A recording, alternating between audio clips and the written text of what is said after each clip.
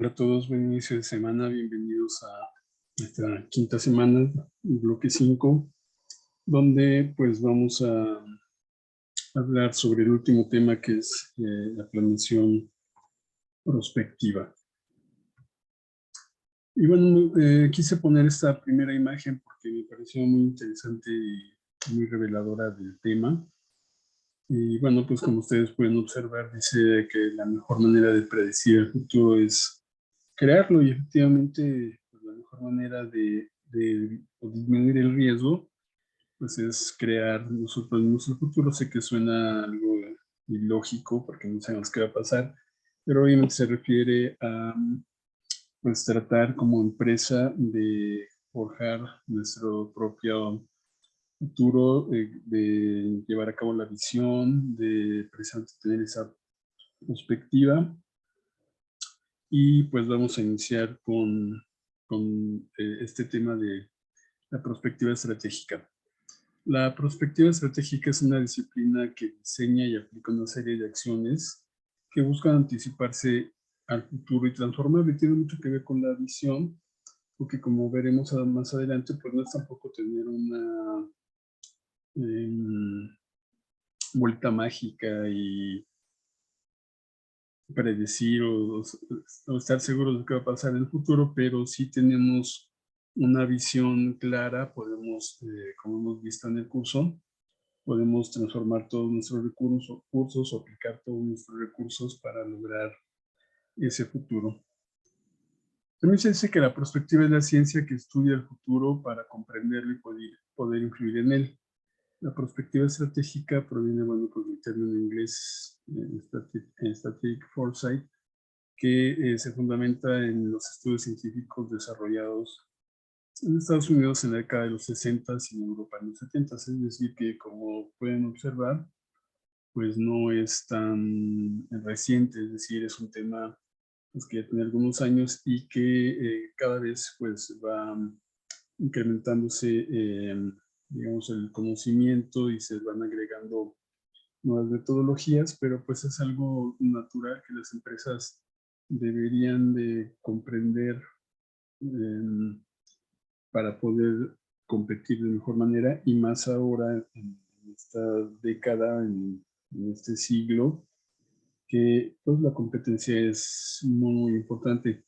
Por ejemplo, hablando de autos, pues antes hablábamos de, en el caso de México, 4 o 5 marcas, y hoy, no sé, no estoy seguro, pero podría recordar quizá unas 15 marcas, 18 marcas, y esto pues a nivel mundial. Entonces, pues repito, esta perspectiva estratégica no es de ahora, pero pues cada vez se necesita aplicar más y de mejor manera. La perspectiva estratégica trata de facilitar a los directivos tomar decisiones en el presente mediante la construcción de posibles escenarios futuros. Es decir, qué hago hoy eh, respecto de lo que estoy pensando que va a ser el futuro. Mientras que la planeación estratégica establece los procesos y recursos que permiten alcanzar los propósitos deseados a futuro, aunque estos en términos tienen concordancia. La planeación estratégica y la planeación prospectiva o la perspectiva estratégica tienen algunas diferencias y no son exactamente iguales. Sin embargo, las dos, la planeación estratégica y la perspectiva estratégica, nos ayudan para poder mejorar nuestra situación y llegar de mejor forma al futuro. Yo diría que son complementarias, que primero habría que hacer una buena planeación estratégica y complementarla con una buena perspectiva estratégica, que me parece que es lo que hacen las empresas más reconocidas, las que han crecido, las que se han mantenido, y que no han hecho precisamente las que crecieron con la planeación estratégica, pero que no tomaron en cuenta la perspectiva estratégica, como veremos en algunos momentos. Bueno, la planeación prospectiva, hoy en día, esta metodología representa la vanguardia, como comentaba, en la planificación estratégica o la planeación estratégica de las empresas, y se aplica sobre la gestión de las mismas.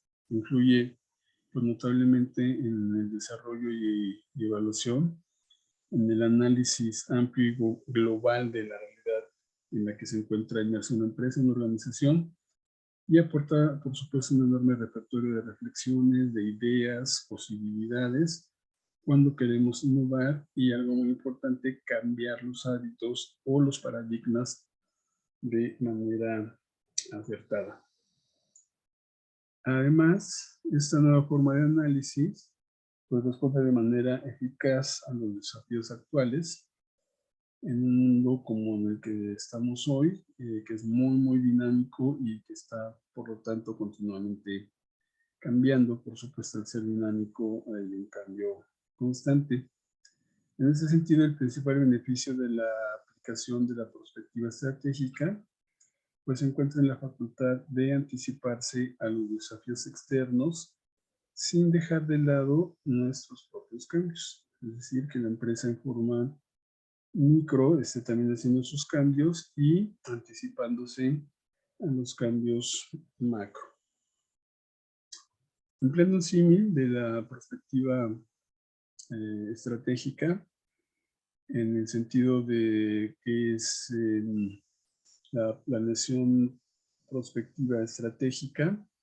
Bueno, pensemos en un auto. El enfoque estratégico tradicional toma como principal herramienta el análisis que le llaman el espejo retrovisor, es decir, se analiza el histórico de ventas, la evolución de los márgenes, ciclos de demandas, la demanda obviamente del producto, el producto como tal, competencia y demás. Pero bueno, se toma en cuenta el pasado. Yo pienso que no es malo, por supuesto, tomar el pasado, porque bueno, pues, también nos ayuda precisamente a proyectar el futuro. Pero el planteamiento prospectivo ya no se basa tanto en el espejo retrovisor, sino que, haciendo ese símil con el automóvil, utiliza las luces largas, pensemos en el auto, como herramienta de detección y anticipación a peligros potenciales. Es decir, con la planeación estratégica diríamos que estamos manejando viendo hacia atrás, y con el planteamiento prospectivo estamos manejando viendo hacia adelante con esas luces altas para predecir, para anticiparnos a ese futuro. Entonces, bueno, repito, en este símil se dice que nos anticipamos a los peligros potenciales de la cartera, que en la empresa serían las adversidades del mercado, pudiendo, como comentaba, de esta manera reaccionar a tiempo y tomar decisiones acerca de caminos alternativos existentes, o siguiendo con el símil del auto, pues esquivar alguna piedra, algún animal, o acelerar si es una recta, o bajar la velocidad si se ve una curva peligrosa, etc. Todo esto para llegar al destino deseado, que son las oportunidades de crecimiento e innovación, que estas oportunidades de crecimiento e innovación pues nos llevarán a un mayor valor de la empresa, que finalmente es lo que buscan todos los socios de las empresas, todos los inversionistas. Que la empresa tenga un mayor valor, que se cree valor, porque pues eso hará que sus acciones valgan más. Entonces, en definitiva, en los tiempos actuales, donde los cambios, como comentaba, ocurren vertiginosamente, la adaptación a las constantes innovaciones es lo que marca el éxito o el fracaso de las empresas. Por ello y para ello, la perspectiva estratégica aporta la capacidad de crear negocios, planes estratégicos, servicios y productos totalmente innovadores, o lo que se buscaría, y disruptivos, también es lo que se buscaría, que miran al futuro, por lo que actualmente se trata de la mejor herramienta de gestión que podemos utilizar. Digamos que, insisto, si bien tiene ya muchas décadas, pues es lo último que muchas empresas están tomando, y todas deberíamos de tomar para poder, sobre todo, insisto, competir de mejor manera en el mercado. A la larga, pues una empresa sin perspectiva ya no tendrá razón de ser, y de hecho me refiero de aquí en adelante, pero también hacia atrás ha habido muchos o hay muchos ejemplos de empresas que en su momento pues, no tuvieron una visión prospectiva y ya no tienen razón de ser, y de hecho ya quebraron, como vamos a ver algunas de ellas. Y como vimos en algunos otros videos de algunas empresas que no se adelantaron a lo que venía en el mercado, pues un caso muy sencillo de recordar es el propio Blockbuster. Bueno, todo esto puede poner en peligro el no tener una perspectiva, puede poner en peligro su actividad y su progreso, ya que al no tener una visión de qué puede pasar, pues no vamos a sobrevivir en un mundo de alta competitividad y, como ya he comentado varias veces, constantes cambios. Este ejemplo es de 1930, el siglo pasado, hace casi un siglo, pero es un buen ejemplo de la perspectiva y cómo pensaron estos empresarios de General Motors en lo siguiente. En los años 30, la industria del automóvil en Estados Unidos tenía un obstáculo muy importante, que era que no había carreteras, en pocas palabras, ¿no? Los kilómetros de carreteras eran muy escasos, apenas el gobierno federal apenas si financiaba esas carreteras. Bueno, de alguna manera también es obvio, no había tantos autos, ¿no? Pero pues empezaban a crecer las automotrices. Y las carreteras, pues apenas si eran financiadas por el gobierno federal, muchas las pagaba la industria, o incluso pues, los que tenían sus autos empezaban a hacer sus propias carreteras. Ante esta situación, General Motors pues, se encontraba con reticencias continuas de la administración del gobierno para elaborar un plan ambicioso de carreteras. Precisamente por estas razones, decidió crear su propia visión del futuro General Motors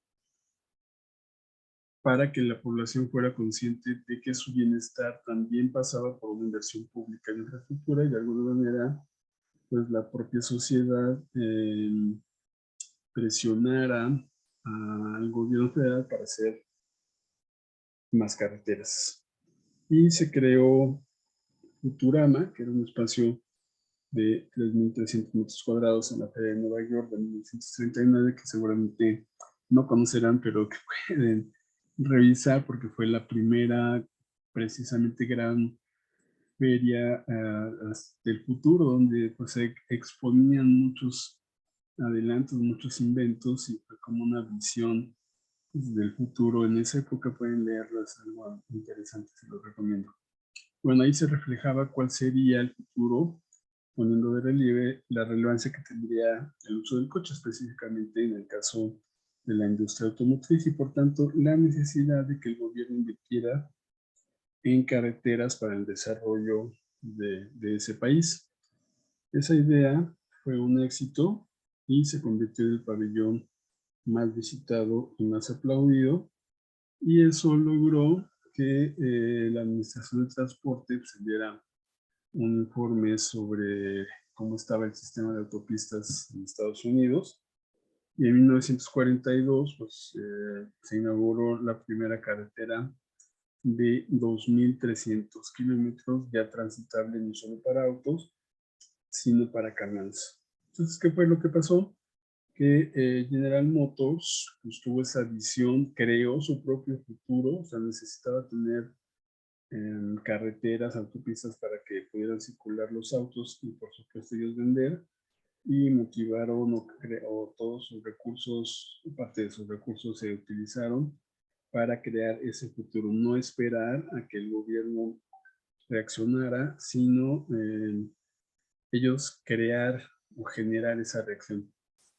Y bueno, pues se logró, y después ya subieron, por supuesto, más crecimiento de las autopistas en Estados Unidos. Este caso no es único, hay muchos otros, pero la perspectiva pues, ha ayudado a mejorar la competitividad de muchos países y empresas, no solo empresas, también muchos países tuvieron una mejor competitividad generando esa visión. No quisiera entrar en polémica sobre el periodo de Porfirio Díaz, pero fue un periodo donde creció las vías férreas, los trenes, y eso de alguna manera, pues está demostrado, ayudó a que el país creciera en términos económicos. No quiero entrar en polémica con eso, pero fue una visión que bien o mal tuvo Díaz sobre tratar de traer el progreso a nuestro país, ¿no? Y lo movió y generó esa idea de, por si no de progreso, de igualdad, por lo menos de comunicación. Analizar los escenarios futuros nos permite anticipar la incertidumbre para adaptarnos, influir como momento de General Motors y de Díaz, o incluso, como en este caso, acelerar de General Motors, acelerar o crear un futuro más favorable. Y eso pues ayudó no solo a General Motors, sino a todas las armadoras. Otro ejemplo es que durante la Segunda Guerra Mundial se dijo que si Estados Unidos entraba en la guerra, el objetivo era ganarla. Y hoy parece muy obvio, pero hasta entonces lo tradicional era ganar batallas para poder ganar la guerra, es decir, el paso a paso para ganar la guerra. Pero en ese momento se puso como objetivo que se tenía que ganar la guerra. Y eso quiere decir que podía haber batallas que podían perderse, que a lo mejor era conveniente perderse, y se clarificó el objetivo y se subordinó a la estrategia, que en este caso pues, era una estrategia militar. Bajo ese nuevo criterio de ganar la guerra, era una cuestión de estrategia, es decir, como comento ahora, no eran las batallas, sino la guerra. Tampoco voy a entrar en polémicas si era necesario perder algunas batallas, todo lo que implica, pero simplemente desde el punto de vista de estrategia y de planeación, pues no era necesariamente ganar todas las batallas, sino al final ganar la guerra. Y tomo esta historia porque es interesante qué es lo que pasa con, en ese sentido, con la Segunda Guerra Mundial, en el caso de Estados Unidos, porque hubo cambios importantes en las reglas del juego, se cumplieron algunos paradigmas. Por ejemplo, los Estados Unidos no estaban en guerra y por tanto no tenían un consejo de guerra, porque no había razón para crearlo, y menos presupuestalmente hasta que ya entraron en ella.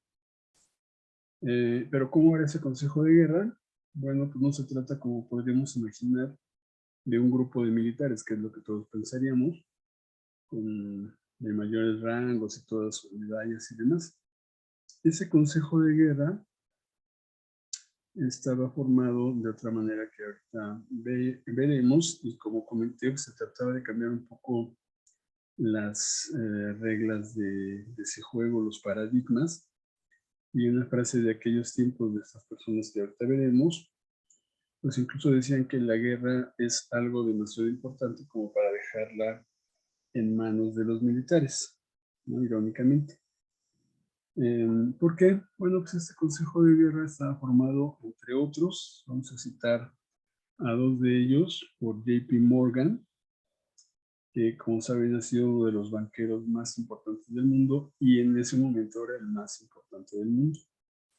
Entonces, bueno, pues él, aparte de que, como se menciona ahí, dice que era contador, financiero, banquero, y entonces era alguien capaz de financiar la guerra, porque todas las guerras, bueno, todo tiene que ser financiado, ¿no? Entonces, pues JP Morgan estaba en el consejo, es decir, no había, como se comenta, militares ni generales. Claro que sí había, pero no no todos eran militares. Y bueno, la idea que estaba ahí JP Morgan era porque pues, él podía aportar precisamente esa estrategia, su conocimiento desde el punto de vista empresarial, estratégico, de futuro, de planeación, etcétera. Y de igual manera estaba Robert Oppenheimer, que si bien no era Einstein, pero bueno, fue también de las personas que lograron construir la bomba atómica, y también tenía una visión muy clara de cómo sería el futuro, de cómo sería esa bomba. También no voy a entrar en polémica para bien y para mal, pero bueno, son cosas que pasaron y bueno, que tomaremos simplemente para la parte de la perspectiva de estas personas que tenían una visión muy clara de qué es lo que se quería. Sí, también es importante decirlo, para terminar la guerra lo más pronto posible. Entonces son estas primeras dos historias de General Motors, de JP Morgan y Oppenheimer en el Consejo de Guerra. Y veremos ahora algunas más que son casos de éxito, casos de fracaso en esta perspectiva estratégica. Por supuesto que un caso de fracaso que es pues, muy conocido porque fracasó estrepitosamente ya en este segundo, en este siglo, no segundo, quiero decir, fue el fundador de Kodak, que en 1900 revolucionó, pues para siempre, el mundo con sus inventos. Claro que ya salieron del mercado, pero en ese momento era una revolución y por supuesto que las bases de muchas cosas siguen siendo lo que él estableció, pero bueno, para su época revolucionó con sus inventos todo lo que había, popularizó la fotografía, el cine en todo el planeta. Sin embargo, un siglo después, pues fracasó estrepitosamente, ¿no? Su logotipo rojo y amarillo de Kodak fue tan inseparable de Occidente y de todo el mundo, yo diría, como la Coca-Cola, ¿no? Pero bueno, pues ha sido derrotada en forma, de gran forma con la revolución digital que vimos. No tuvo esa visión, no se anticipó y seguramente hubiera sido nuevamente el líder de ese mercado de la fotografía, porque pues, tenía muchos recursos, tenía todo el background, tenía todo el mercado, tenía la marca, tenía realmente todo para poder continuar, pero pues sus directivos no prospectaron, no vieron, no sé, algo pasó ahí, pero pues finalmente la empresa desapareció. Todavía, de hecho quebró y volvió a abrirse con otra razón financiera, perdón, social, que también tiene que ver con Kodak. Ya no es la misma y vende algunas cositas, pero pues ya no como anteriormente lo hizo, ¿no? Y el caso contrario es la petrolera Royal Shell, que se convirtió en la primera empresa multinacional que empleó metodologías de prospectiva, el planteamiento por escenarios. Al aplicar las técnicas de prospectiva, Shell pudo vislumbrar la crisis del petróleo de 1973 y en ese escenario poco deseable planteó planes contingentes que fueron empleados en su momento. Entonces, un caso contrario es este de Shell, que se convirtió en la primera empresa multinacional que empleó esas metodologías de prospectiva. El planteamiento por escenarios. Al aplicar las técnicas, Shell pudo vislumbrar esta crisis y en ese escenario poco deseable planteó planes contingentes que fueron empleados en su momento. Otras empresas como Renault, El, Solac o las españolas Iberdrola, Grupo Mondragón o Grupo Santander vienen aplicando herramientas de prospectiva estratégica desde hace varias décadas. También Uber responde claramente a la aplicación de esta técnica de detección de necesidades futuras del mercado, o en el caso del fabricante de coches eléctricos Tesla, que ha conseguido incrementar sus ventas a doble dígito en los últimos años.